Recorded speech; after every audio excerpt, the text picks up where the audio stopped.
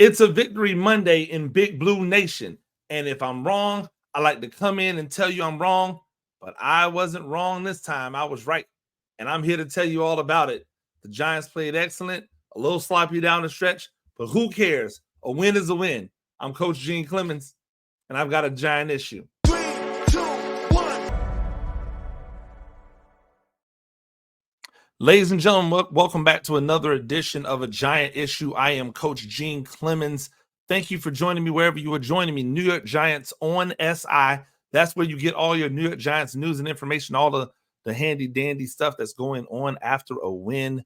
People want to talk. People want to write. People want to evaluate. We'll do all of that stuff over there at New York Giants on SI. Make sure you go there for all of your New York Giants news and information. Make sure that you hit that subscribe button. Subscribe on a winning week when everybody's happy and high and all that good stuff. Subscribe to the YouTube channel, New York Giants on SI. We appreciate it because it helps us to continue to grow the channel, continue to do the things that hopefully will put some coin in our pockets without you having to pull out of your pocket. But if ever you want to, patronize, whenever you see a live thing, make sure you go there. And that's where you can definitely patronize and help us out in these endeavors. It is a Victory Monday. Congratulations to New York Giants, to their fans, to the media, to the content creators. I knew it had to be getting tiring for guys like El Jefe to try to find the humor in the misery, right? So the fact that now he can find some funny stuff to do in a win, hey, shout out to you and all of the guys and gals that are out there making New York Giants content. We appreciate it all. I mean, I want to get right into it. Shout out to Paul Dottino and the Big Blue Breakdown. He usually does like a game balls and gassers. I don't believe in giving game balls for losses, and so I don't really do that kind of thing. But it's a win. So I'm going to tell you how we're going to get this down. This is the first time you guys get an opportunity to see how it goes down. We're going to give them 3 claps and a Ric Flair. Woo! If they did well. And if they didn't do well, womp womp. We're going to be looking for them next week. But on a win, we don't really want to focus on the people who didn't do well. We want to focus on the people who did the big one. And that starts, my friends, with one Malik Nabers. Actually, you know what? Before we get to Malik Nabers, I want to give 3 claps and a Ric Flair to myself. Woo! Because I sat on here and told you on Friday when I released the matchup episode, I told you on Friday that this Giants team had a chance to be successful, but it was going to be difficult because that Browns defense is tough. I questioned how this Giants defense was going to get pressure. Guess what? We saw pressure from the front. We saw pressure from secondary levels, which tells me it's the first glimmer of hope that I have for this defensive coordinator. Still a lot of holes, right? That Browns offense is not the Browns offense. Like, it's not the best offense we're going to see. If the defense plays like that in other places, there might be time, but we're just going to take it for what it is right now. They were able to get home to the quarterback consistently, either via sack or by just pressure, right? Blitzes, sacks. There were a lot of people in. We're going to get to everything. I'm jumping around, but that's because I'm excited. I'm excited for Giants fans to have something positive to talk about for a week, right? Or maybe not even for a week, for a few days, because we know right back to the Thursday night game. First, I want to talk Malik Nabers because he deserves to be talked about. He was fantastic. He was fantastic. And the funny, not the funny, but the good part for Giants fans is that he was exciting and excellent without being a legitimate deep threat. Like, he was able to do what he did without the luxury of the big play over the top, right? If I'm not mistaken, Malik Nabers had a 28-yard long. That was his long. He only had 78 yards receiving. So this isn't somebody that's been able to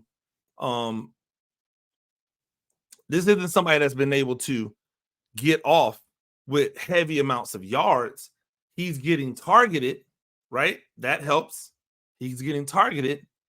He's catching those targets, and he's become that go-to closer to the goal line. Remember last week, and I said, "Hey, we know that Malik Nabers can be the number one. We now need to know if he can be the one, like the go-to guy." He answered the question versus a really, really good defense. Like, that's the thing you have to be encouraged by. He answered the bell versus a really, really good defenses. Let's just talk about it. 8 catches, 78 yards, 2 touchdowns. Phenomenal. I'll get back to it, but I'm gonna give myself 3 more claps in the Ric Flair later. But right now, just talking about him, he was smooth, he was dynamic. There were a few shots down the field that they just didn't hook up on, right? It wasn't that he couldn't be that down the field explosive, hit you for the big game guy. He just didn't have the opportunity to, because Daniel Jones, he and Daniel Jones couldn't connect. Again, I didn't think that would happen overnight.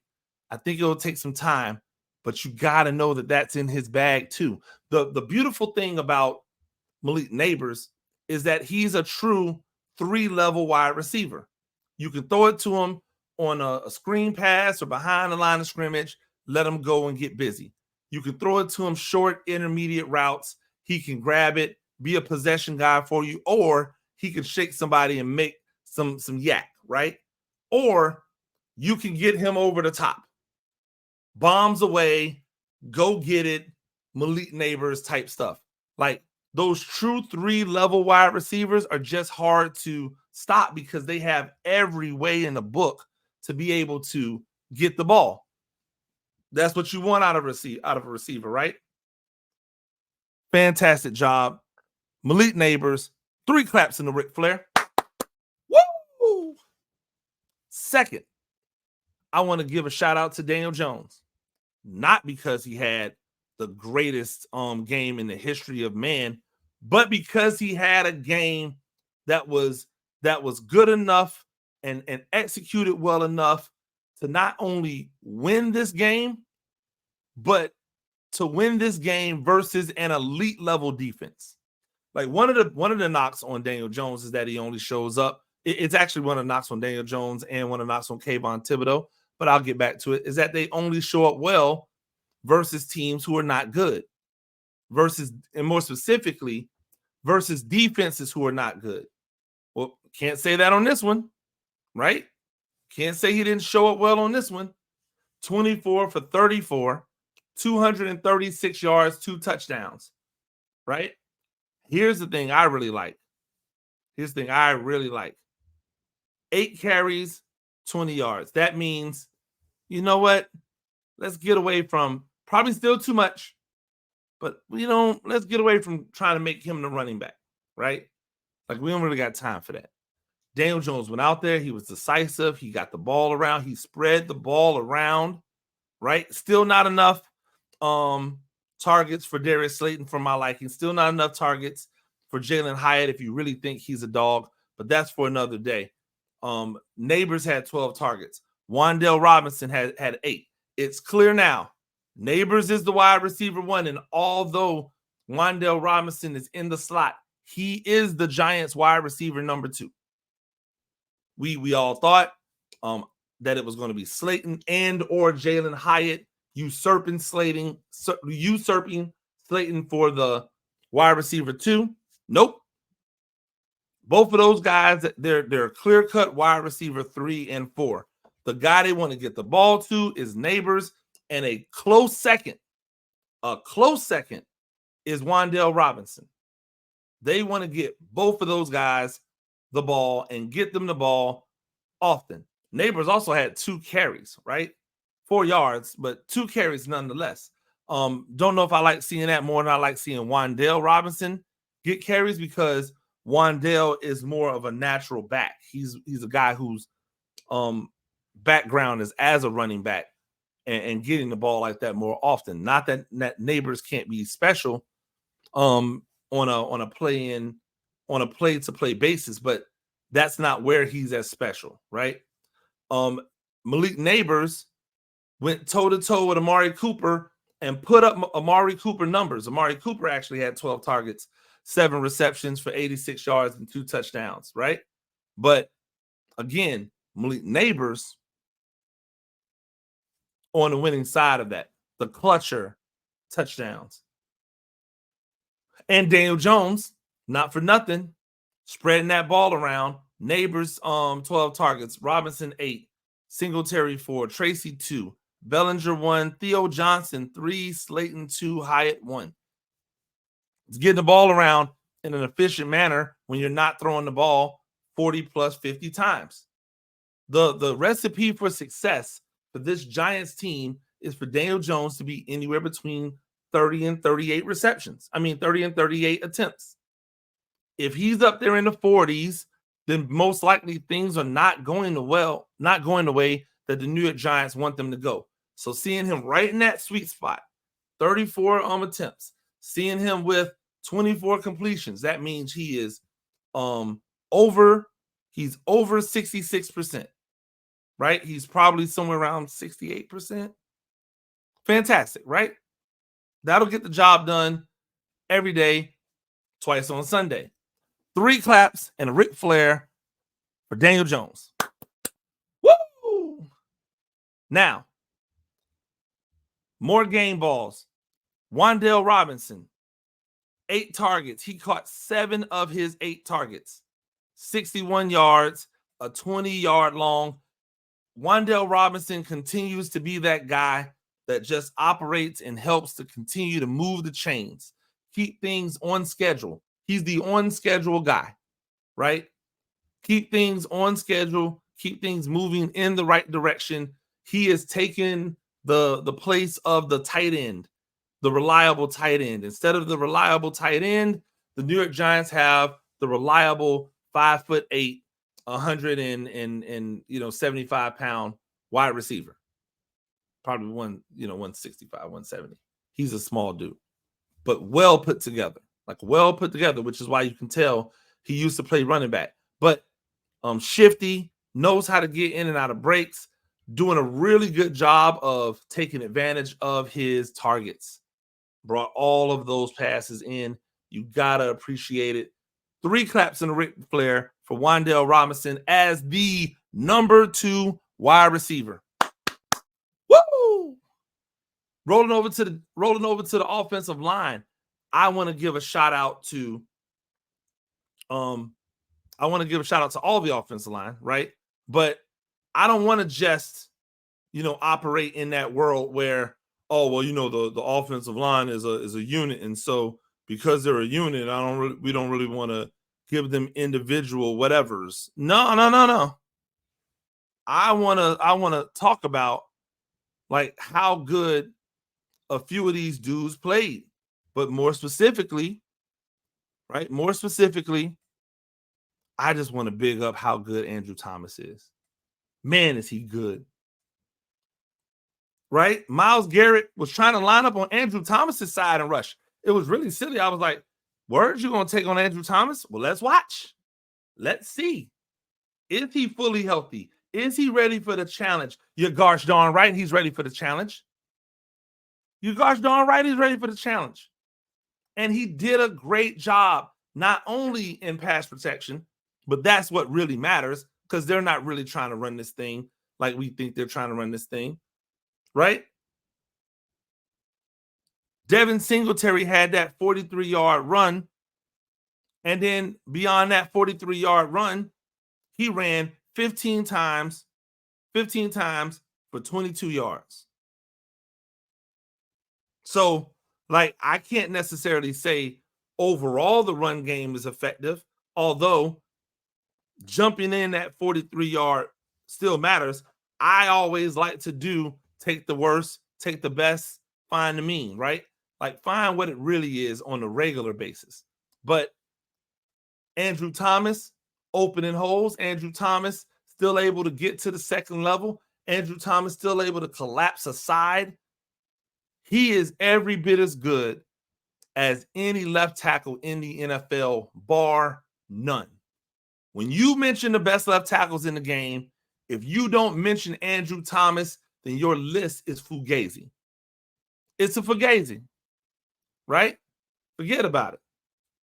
If you don't mention Andrew Thomas when you're talking about the best in the game at protecting the blind side of a quarterback, then you're not having a real conversation. Andrew Thomas is one of the best in the business. Andrew Thomas gets 3 claps and a Ric Flair. Woo! I've been giving him a lot of noise, and I'm not even going to say that the game was perfect, right? But you've got to appreciate John Michael Schmitz in this game, right? You've got to appreciate him holding up. This defensive line is not an easy defensive line to go against. This defensive line,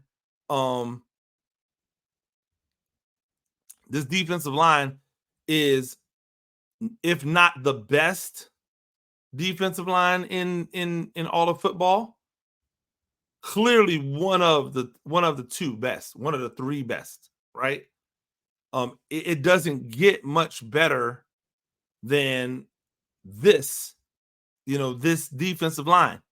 If you can hold up against this defensive line, then you can hold up against anybody. So now, John Michael Schmitz, you have no excuse. I want to see you balling out every single game, or else we're going to have an issue. Give him 3 claps and a Ric Flair. Woo!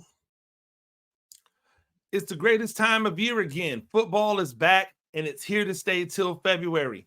Over 1 million fans across 33 states got in the game last year by making picks on Underdog.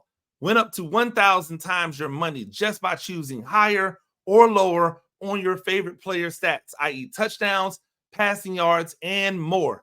Hey, ladies and gentlemen, I gave you 3. They went straight through, all 3 of them yesterday. Daniel Jones, 0.5 touchdowns. It went higher. Malik Nabers, 68 and some change, 69 and some change receiving yards. It went higher. Wandale Robinson, 30-something yards receiving and rushing. It went higher. If you took those 3 plays that I told you I played, 3 plays that I put into my bet tracker, where I do bets and things like that, you would have cashed out all 3. You might want to holler at your boy. Making picks on Underdog is straightforward, and signing up is even easier. Just head over to Underdog's simple-to-use mobile app on UnderdogFantasy.com. Sign up with the promo code NYSI. Underdog will give you a free pick to use in your first cash pick'em entry, plus up to $1,000 in bonus cash when you deposit. That's Underdog Fantasy, promo code NYSI to claim your new customer special of a free pick and your deposit. Must be 18 plus and present in a state where Underdog Fantasy operates. Terms apply. Void in Colorado. Concerned with your play? Call 1-800-GAMBLER or visit www.ncpgambling.org. In Arizona, 1-800-NEXT-STEP. That's 1-800-639-8783 or text NEXT STEP to 53342. In New York, call the 24/7 Hope line at 877-8-HOPE-NY and text HOPE-NY to 467-369. Underdog Fantasy, rock with me. This week, the picks will be coming a little bit earlier because the Giants have a Thursday game. But you might want to lock in with your boy. Let's make this dollars. I want to come back and talk about the defense because we've got, people to praise on the defensive side as well. Again, this was not just a one-sided game. This was a game where the defense and the offense both stepped up to help get where we needed to get them. First off, welcome back, Cordell Flott. A lot of you out there had nothing but negative things to say about Cordell Flott and his and your thought processes on him playing cornerback. And guess what? He came back and he was a factor. 7 tackles, 2 assists, 9 combined. He was attacking the line of scrimmage. He was covering everywhere. Hey, was it perfect? No. But when have we ever expected perfection? This is the National Football League. People are going to make plays, but when your cornerback is your number 1 tackler and you didn't give up over 100 yards in rushing, then you have to feel good about what your defense did, but more specifically, how aggressive he was playing in that defense. So 3 claps and a Ric Flair for Cordell Flott. Woo! A second game ball, or let's just call it, second shout out, right? Bobby Okereke. Through the first couple of games, Okereke didn't seem like his normal tackling machine self, but you couldn't find a play where somebody was making a tackle where it didn't seem like Bobby Okereke was in on that tackle, right? He even got in on a sack, right? So shout out to Bobby Okereke and what he's doing, continuing to be a force, right? Continuing to be a force. Bobby Okereke, 3 claps and a Ric Flair. Woo! Now, Jason Pinnock is a guy who I feel like has been showing up every week consistently. I'm still mad last week he did not get that interception where he went for kind of the breakup instead of going for the interception, but he's been playing well at the first level. Another sack to add on to his total. He's been playing well at the second level, right? And he hasn't played that poorly at the third level as well. You gotta love to see it. You gotta love to see it. From a safety, when we're asking, hey, who's going to be that guy to replace X? It seems as if he's that guy to replace X. I still wish we had X, right? If I'm saying the Giants, I still wish we had him. But if you're not going to have him, which you don't, at least you have Jason Pinnock. 3 claps and a Ric Flair to Jason Pinnock. Woo! It was a tough game for Deonte Banks. It felt like they were very purposeful in getting Amari Cooper going. Banks had to shoulder that load, right? He had to shoulder that load. It was not an easy matchup for him. Amari Cooper is big. He's more shifty than people know, but he did a decent job. I'm not giving him a game ball, but I'm saying, it was a rough one for him out there, but he has to keep coming, right? That's what he's there to do. Elijah Chapman, the youngin, getting an opportunity to play and making the most of his opportunity. Hey, I remember one time, I think it was Deshaun Watson broke and ran up, and who came and chased him down flat from behind? You know it, Elijah Chapman. That young man is going to start getting more and more and more reps, especially when it's time to go hunt the quarterback. I really like the dynamic of him and Lawrence next to each other. I want to see it more. 3 claps and a Ric Flair for the young man, Elijah Chapman. Woo! Am I giving out a lot of game balls on defense? You're darn right I'm giving out a lot of game balls on defense. Did you not see the first 2 games? You're darn right I'm giving out a lot of game balls. I'm not done. Because we all said, well, not we all, but everyone said Azeez Ojulari was done. They said that he just would never be. And then Azeez Ojulari was just running around like a Tasmanian devil. He was in on a lot of stuff. He made the most of his snaps, got a sack. He's on the board. By the way, Brian Burns is on the board as well. Congratulations, Brian Burns. Kayvon Thibodeau is on the board as well. Congratulations, Kayvon Thibodeau, right? Lots and lots of sacks to go around. Sacks to go around in spades, right? We had a bunch of them. But shout out to Azeez Ojulari. He looks explosive. Why? Because he looks healthy. He looks fresh. He hasn't been thrown out into the game when he's not ready because they desperately need somebody to pass rush. He's out there getting it done. Shout out to him. 3 claps and a Ric Flair for Azeez Ojulari. Woo! And the last one on defense, of course, the man in the middle, big, sexy Dexy, doing the dance. He was getting it, and he was jigging on Sunday. You know what I'm talking about? Yeah, you know what I'm talking about. 2 sacks. Not one, but 2.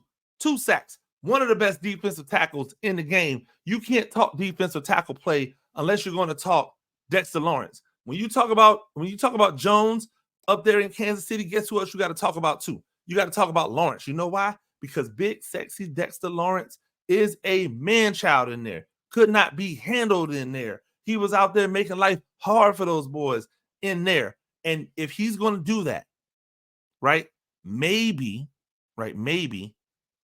the fact that they're elite level rushers on the outside is allowing Dexter Lawrence to have more one-on-one opportunities, and we already know what that looks like.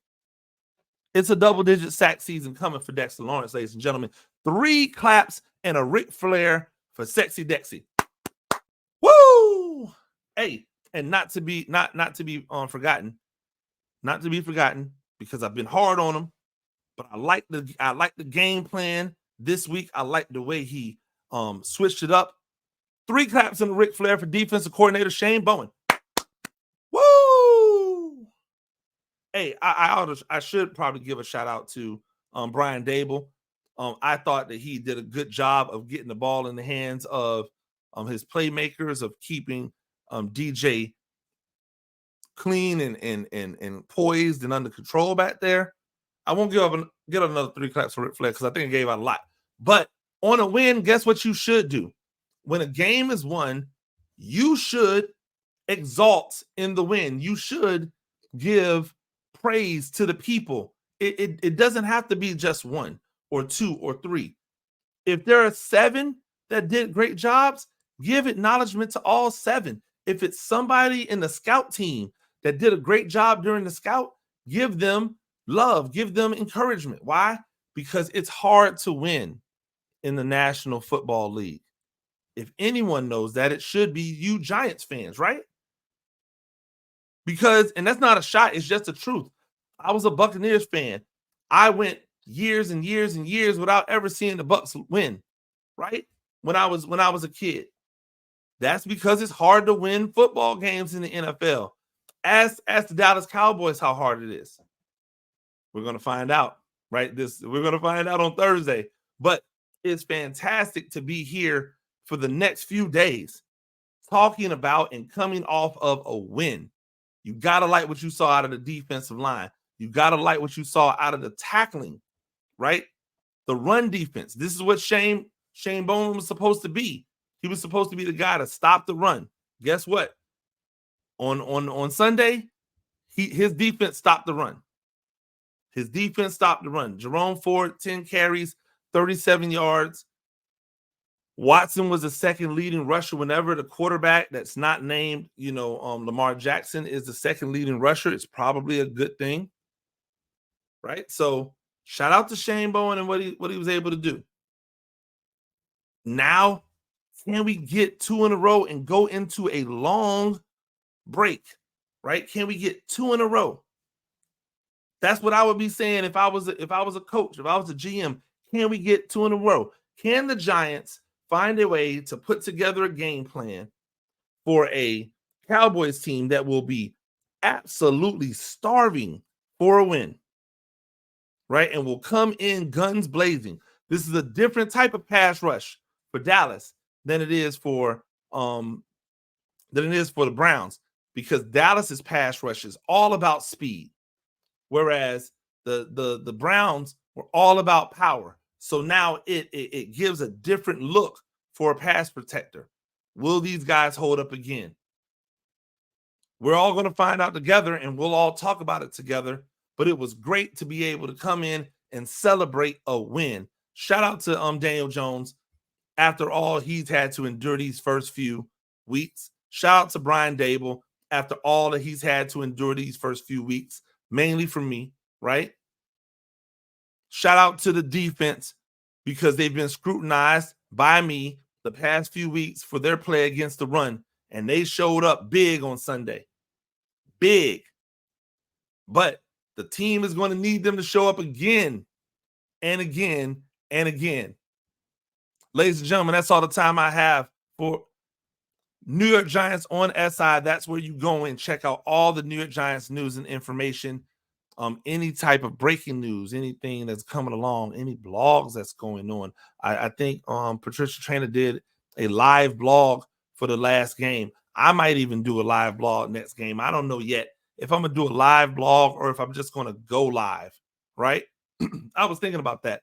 It's like, do you do a live blog where you just, or do you go live where people can see your reaction and you can talk to them about what's going on in the game? I don't know, because it's a long time to be live, right? But maybe I do a live blog through the first quarter.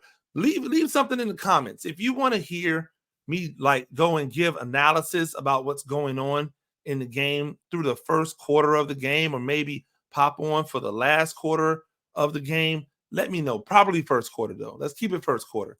Let me know. Leave a comment. We want to hear from you. And until next time, I'm Coach Gene Clemens, and I have a giant issue.